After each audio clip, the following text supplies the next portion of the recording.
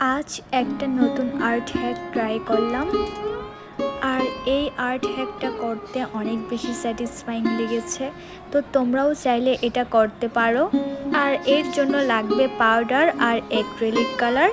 আমি এখানে একটা এক্সপায়ার্ড পাউডার ইউজ করেছি। এখানে আমি আমার হাতে বানানো মিনি ক্যানভাস ইউজ করেছি। আমি প্রথমে ক্যানভাসটাকে একটা রং দিয়ে কালার করে নিয়েছি পুরোটা। এরপর আমি পাউডার অল্প পরিমাণে নিয়ে সেখানের সাথে হোয়াইট অ্যাক্রিলিক কালার মিক্স করে নিয়েছি।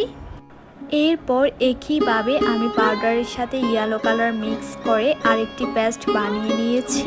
পেস্টগুলো বানানোর পর আমি ক্যানভাসের উপর ফ্লাওয়ার শেপে এগুলো বসিয়ে দিচ্ছি। আর দেখুন কত সহজভাবেই একটা সুন্দর পেইন্টিং তৈরি হয়ে গেল। তো আমার আজকের ইজি আর্ট হ্যাকটা তোমাদের কাছে কেমন লাগলো অবশ্যই কমেন্টে জানিও।